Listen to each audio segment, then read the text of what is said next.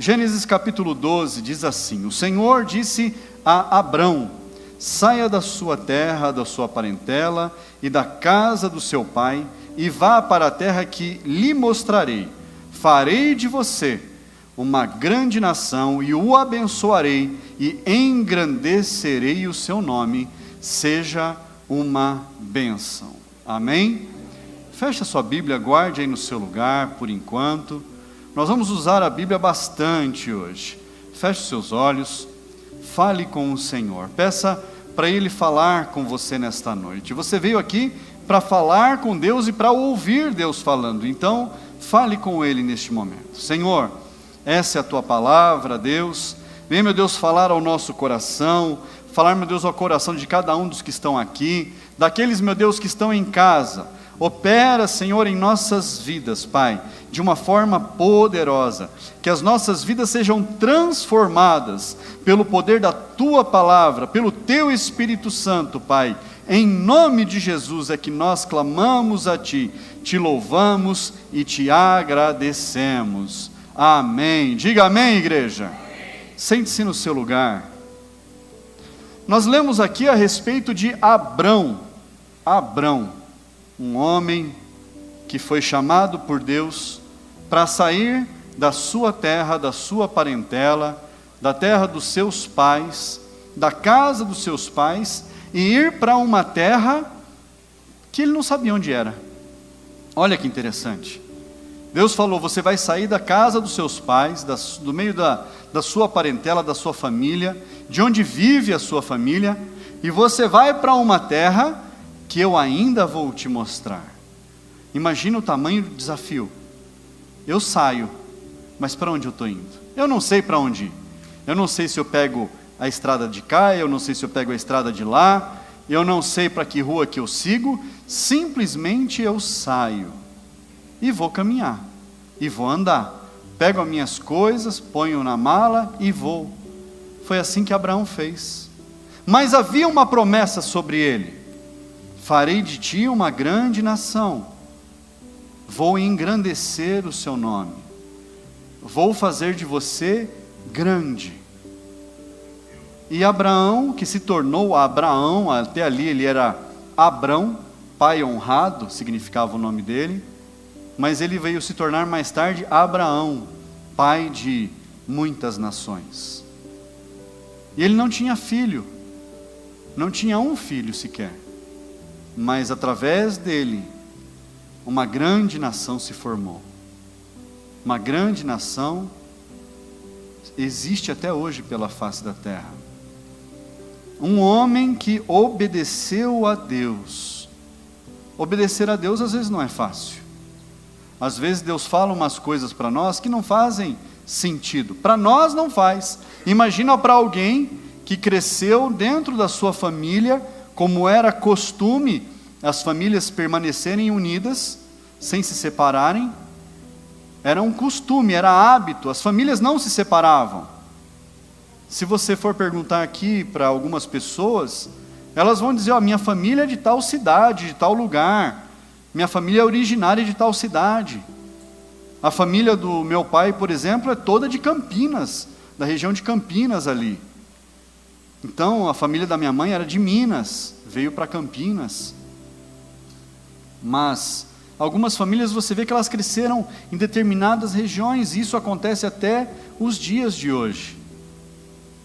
Hoje os filhos saem, de casa para ir estudar fora, para ir trabalhar fora. Hoje é algo que se torna comum, mas naquela época não.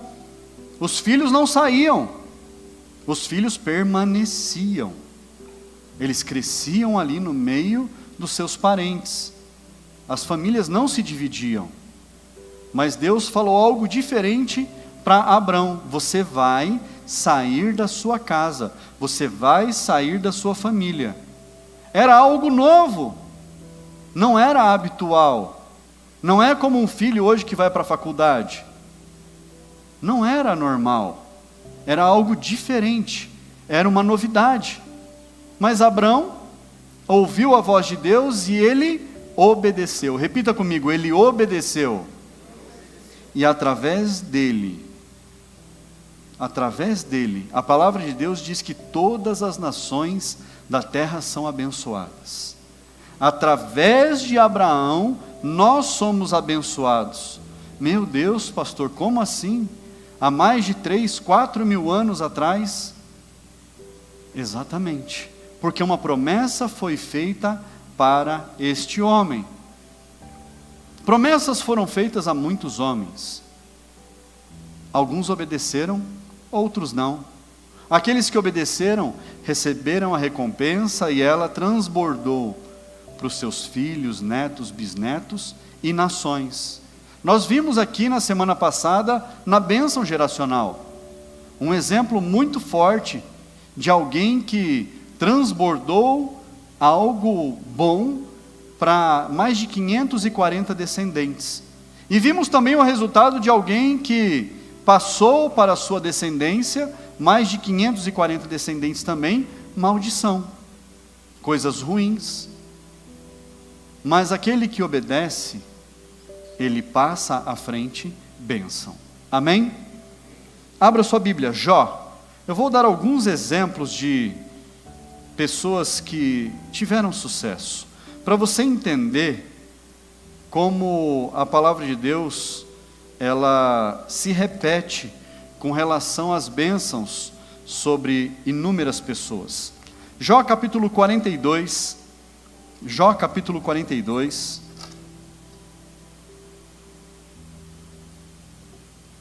Jó foi um homem que foi provado por Deus. Ele perdeu tudo o que ele tinha. Jó era dono de muitos camelos. Para que o camelo servia?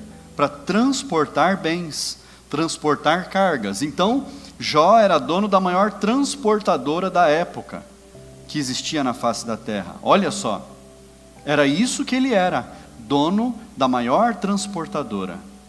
E só que diz a palavra de Deus que veio um grande problema sobre a vida de Jó. Ele perdeu os seus filhos, as suas filhas morreram, o seu gado foi roubado, os seus camelos foram roubados, todos os bens de Jó se perderam, e ficou ele e a esposa, somente ele e a esposa.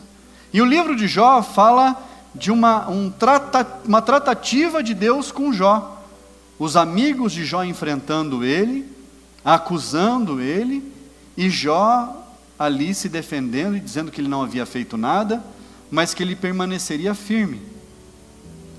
E em Jó 42, 12, diz assim, 42, versículo 12, o Senhor abençoou o último estado de Jó, mais do que o primeiro. Ele veio a ter 14.000 ovelhas, 6.000 camelos, 1.000 juntas de bois e 1.000 jumentas. Também teve outros 7 filhos e 3 filhas. Jó teve a sorte dele restaurada, mas ele precisou fazer algo. Jó precisou fazer algo em sua vida para ter a sua sorte restaurada. Ele precisou orar pelos seus amigos. Olha que interessante isso. Quando Jó orou pelos seus amigos, aqueles que estavam acusando ele de ter feito coisas erradas, Jó foi abençoado por Deus.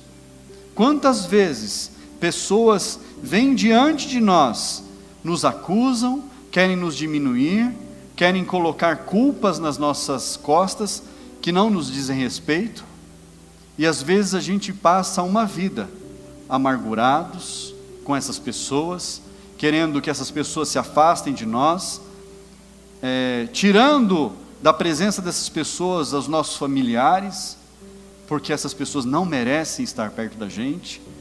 Quando a palavra de Deus diz que se nós oramos pelos nossos amigos, pelos da casa, pelos familiares, que bem tem nisso? Quando nós deveríamos também orar pelos nossos inimigos, orar por aqueles que nos causam dor, orar por aqueles que querem fazer mal para nós. E quantas vezes a gente quer agir com a nossa própria mão, fazer justiça com a nossa própria mão? Mas nós deveríamos orar, assim que deveria ser. E Jó teve a sua sorte restaurada. Jó teve o dobro de tudo aquilo que ele tinha antes. Todos os bens, a família, tudo em Jó foi 2 vezes maior do que ele tinha antes, depois que ele passou a orar pelos seus amigos. Olha só, um homem de sucesso. 1 Crônicas, abra sua Bíblia. 1 Crônicas, um outro exemplo que eu quero te dar. 1 Crônicas, capítulo 4, versículos 9 e 10. 1 Crônicas 4, versículo 9 e 10. Diz assim: Jabes foi mais ilustre do que seus irmãos. A sua mãe deu-lhe nome de Jabes, dizendo: porque com dores o dei à luz. Jabes invocou o Deus de Israel, dizendo: ó, quem dera que me abençoasses e expandisses o meu território, que a tua mão esteja comigo, preserva-me do mal, para que não me sobrevenha a aflição. E Deus lhe concedeu tudo o que tinha pedido. Só tem esse texto na palavra de Deus que fala a respeito deste homem chamado Jabes. Somente este texto fala a respeito desta pessoa, que ele era menor do que os seus irmãos, que ele era oprimido, mas ele faz uma oração a Deus, e Deus faz dele maior do que os seus irmãos. Deus faz de Jabes mais ilustre da sua família, por causa de uma oração que Jabes fez. Às vezes, a gente fica batendo em ferro frio. Deus, por quê? Deus, por quê? Deus, por quê? Deus, por quê? Você já percebeu que Deus não responde por quê? Quem já percebeu? Deus não responde por quê? Por que Deus? Por que Deus? Tem gente que fica pedindo, perguntando a vida inteira: Deus, mas por quê? Deus, mas por quê? Por que Deus? Deus não responde o porquê. Deus não responde. Nós é que temos que saber o porquê. A gente tem que se virar nos 30. Isso não quer dizer que Deus te abandonou. Muito pelo contrário. Deus quer que você reaja. Fala para quem está do seu lado: Deus quer que você reaja. E não fique perguntando por quê. Como é que você tem que orar a Deus? Eu não sei por quê. Começa daí. Eu não sei por que isso está acontecendo. Mas Deus, se o Senhor me abençoar, se o Senhor me livrar, como seria bom. Senhor, me livra. Senhor, dá a vitória. Senhor, me faz prosperar. Senhor, me faz ter sucesso. Senhor, me faz eu ficar livre desses problemas. A sua oração tem que ser uma oração de ação, de atitude. Aí tem gente que fica: ó céus, ó vida. Não é? Tinha um personagemzinho que ficava no passado assim: ó céus, ó vida, se lamentando. Jabes, ele era oprimido. O nome dele diz que a mãe dele deu o nome dele porque ele foi parido com dores. Porque com dores o dei à luz. Jabes significa aquele que veio por causa de dor. O nome dele não era bom. O nome dele não era bom, dizia algo ruim. Lá perto do trabalho, em São Paulo, tinha esses albergues que só mora moça. Lá em São Paulo tem muito disso. Quartos só para moças, quartos só para rapazes.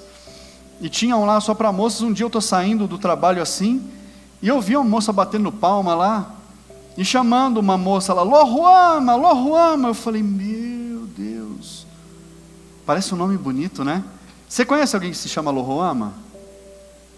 Quando você conhecer, entenda que esse nome ele significa a desprovida da graça de Deus. Em outras palavras, desgraçada. Esse é o significado do nome. A pessoa pega a Bíblia e fala: eu achei um nome na Bíblia, vou dar para o meu filho o nome. Eu vou colocar esse nome na minha filha. E não sabe o significado. Desprovida da graça de Deus, fora da graça, desgraçada. Olha só, precisamos tomar cuidado, porque os nomes na Bíblia têm significado. Todos eles têm significado. E nós precisamos saber como chamar os nossos filhos. Jabes teve o seu nome porque ele nasceu dando dores para sua mãe. E por onde ele passava, todo mundo sabia que a mãe dele tinha sofrido no parto. Olha só, que dureza. Carregava no nome a origem. Mas ele fez uma oração, pediu para Deus: quem dera me abençoasses e expandisses meu território. Olha só, pediu para ser abençoado e para que as suas terras aumentassem. Que a tua mão esteja comigo. Pediu que a proteção de Deus estivesse sobre ele. Preserva-me do mal, para que não me sobrevenha aflição. E o Senhor concedeu tudo o que ele tinha pedido. Uma oração simples. Às vezes a gente quer complicar as coisas. Jabes fez uma oração simples e Deus o ouviu, Deus o atendeu. Abra sua Bíblia, Gênesis ainda, capítulo 26. Falei que a gente ia usar bastante a Bíblia ainda, a gente está apenas na metade. Gênesis capítulo 26. Apenas 2 versículos, versículo 12. Isaque semeou naquela terra e no mesmo ano recolheu 100 por 1, porque o Senhor o abençoava. Ele enriqueceu, continuou prosperando, ficou riquíssimo. Olha só, aí você pode pensar assim: Isaque estava num lugar bom, Isaque estava numa terra que produzia muito, Isaque estava num lugar que havia muitas produções, muitos fazendeiros, muitos produtores rurais. Isaque estava num lugar que era próspero, que só tinha gente de boa lá, trabalhando, colhendo, chovia bastante. Nada disso. Isaque estava no meio do deserto, no meio de um povo inimigo.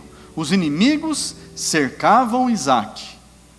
E ele semeou quando todo mundo estava guardando as suas sementes, porque estava muito seco, porque não estava chovendo, porque não tinha sinal de chuva. Todo mundo estava recolhendo, guardando as suas sementes. Isaque semeou. Isaque semeou numa terra que era totalmente improvável.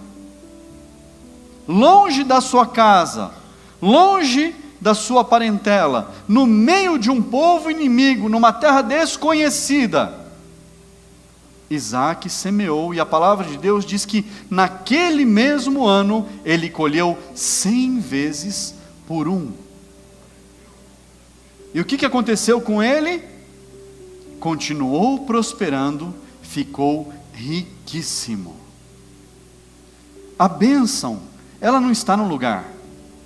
A bênção, você pode pensar assim: não, eu vou para São Paulo, porque lá é terra de oportunidade. Eu vou para Piracicaba, porque lá tem mais opções. Eu vou para não sei onde, porque na terra de não sei onde é próspero. A prosperidade não está no lugar. A prosperidade está sobre a pessoa. E você é abençoado de Deus, você é próspero onde você estiver. Você é abençoado onde você estiver. Você pode estar na pior terra, no lugar mais improvável, o Senhor te abençoa. E o contrário também é verdade, a pessoa pode estar no lugar mais próspero, no meio das pessoas mais abençoadas. Se sobre ela não estiver a bênção, não tem o que fazer. Não tem o que fazer. Não vai para frente. Você já viu gente assim? Que ela anda com gente boa, gente que tem dinheiro, ela anda com gente próspera, ela anda com empresários, ela anda com gente que deu certo na vida, mas ela não dá certo. Já viu isso acontecer, gente? Quantas vezes você já viu isso acontecer? Parece que pinga para todo mundo, mas para ele não molha nem a cabeça. Quando chove, ele fica seco. Ou quando está sol para todo mundo, a nuvem de chuva está em cima dele. É assim a pessoa que não está debaixo do favor de Deus.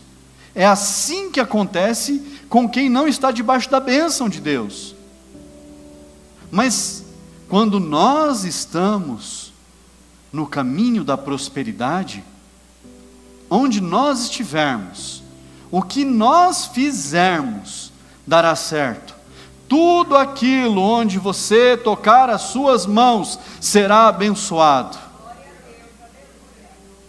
Mas você precisa estar no caminho da prosperidade. 1 Crônicas, vamos voltar lá para Crônicas. 1 Crônicas, capítulo 29. Olha só.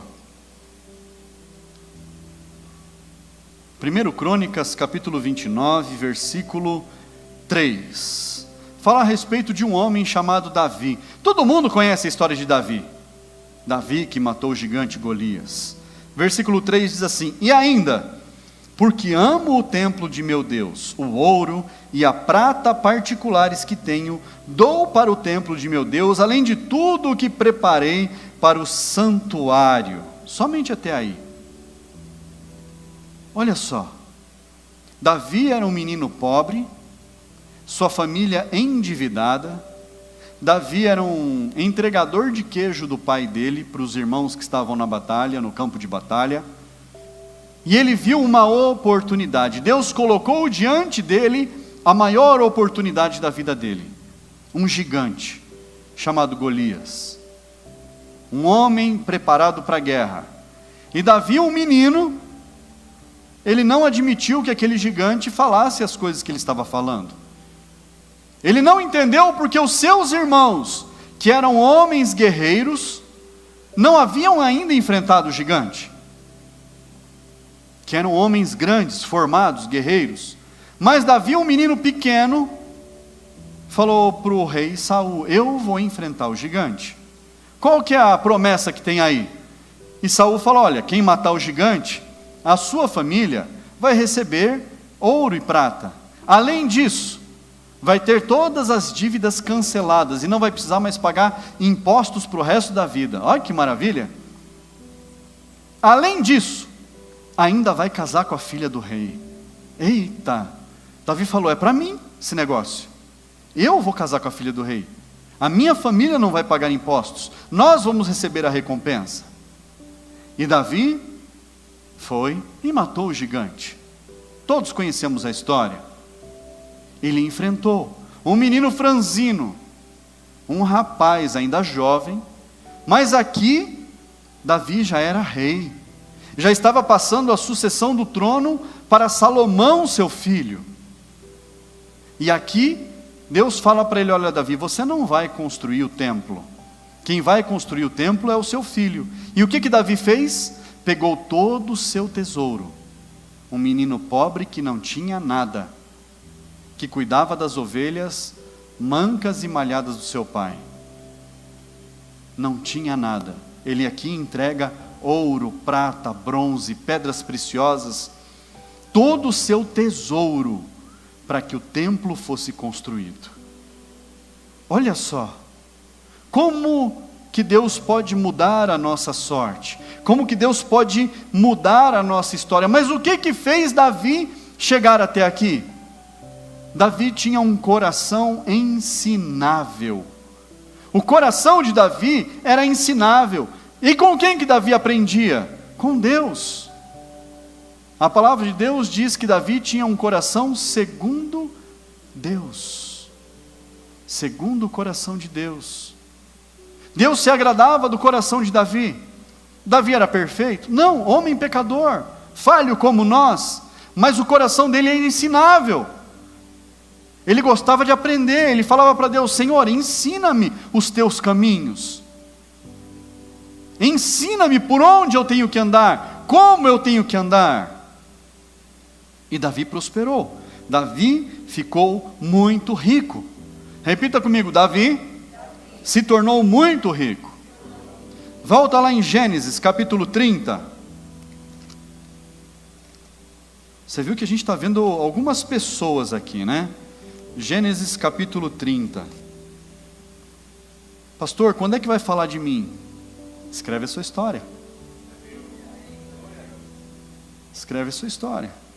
Gênesis capítulo 30, versículo 43. Fala de um homem chamado Jacó, que saiu de casa apenas com um pouco de azeite na mão, fugido do seu irmão.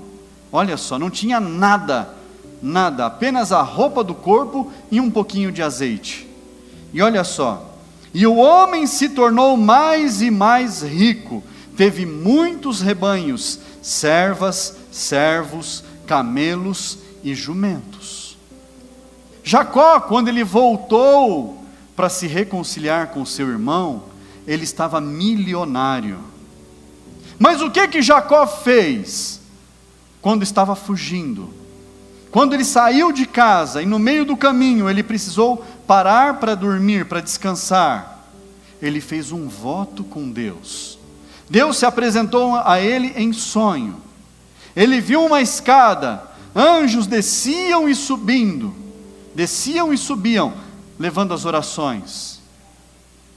Anjos desciam e subiam. E quando ele acordou, ele teve muito medo. Ele falou: esse lugar é terrível, eu tenho muito medo. E ali ele fez um voto com Deus. Ele falou: se o Senhor me abençoar no meu caminho, por onde eu estou indo, de tudo eu entregarei o dízimo ao Senhor. Eu serei fiel ao Senhor em todas as coisas. Jacó fez um voto, apenas um voto com Deus. E Deus fez dele um homem milionário. 1 Reis, para frente aí, 1 Reis capítulo 10, acompanhe comigo, versículo 23, fala a respeito do filho de Davi, Salomão. 1 Reis 10, 23, diz assim: assim o rei Salomão excedeu a todos os reis do mundo, tanto em riqueza como em sabedoria. O que fez Salomão ficar bilionário? Porque a palavra de Deus diz que Salomão se tornou o homem mais rico de todo o mundo. O homem mais rico do mundo, o homem mais sábio do mundo. E a gente escuta por aí a respeito da sabedoria de Salomão, dos ensinamentos de Salomão, como que ele se tornou tão sábio, como que ele se tornou tão rico. Ele não foi atrás de dinheiro, ele foi atrás de sabedoria. Quando foi construído o templo do Senhor, quando foi construído o palácio, Davi se prostra diante de Deus e fala: Senhor, o seu povo é muito grande, tem muita gente aqui para eu cuidar. Deus, me dá sabedoria para eu poder cuidar bem de todo esse povo, me dá sabedoria para eu poder fazer as coisas certas. Senhor, me dá sabedoria para eu não ser injusto, me dá sabedoria para eu agir com amor, para eu tratar a todos muito bem, para eu cuidar bem do povo que é teu, Senhor. E Deus ouviu a oração de Salomão e disse: porque você não me pediu nem riquezas, nem a morte dos seus inimigos, e nem nada disso, além de tudo que você está me pedindo, eu vou te dar ainda riquezas. Seus inimigos vão sucumbir diante de você, não se achará pessoa mais sábia diante de você.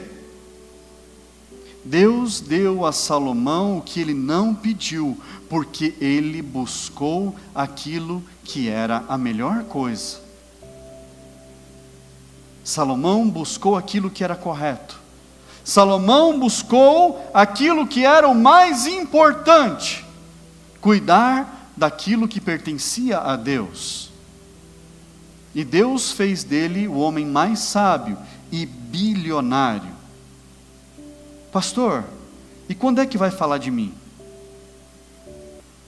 A palavra de Deus diz assim: naquilo que eu tenho prometido para vocês, em todas as coisas, eu tenho o sim. Todas as promessas que Deus tem para a sua vida, tudo que Ele tem prometido para a sua vida, Ele tem o sim para você. O Senhor, Ele quer que você seja feliz em todas as coisas. O Senhor quer que você vá bem em todas as áreas da sua vida. O Senhor quer que você prospere em tudo na sua vida. Essa campanha que nós vamos iniciar, o caminho da prosperidade, é para que você seja próspero. Mas a gente não está falando apenas de finanças. Tem gente que acha que prosperidade é dinheiro no bolso. Esses estão bastante equivocados. É também, mas não é apenas. Porque o dinheiro por si só não resolve os problemas. Os problemas são resolvidos aqui.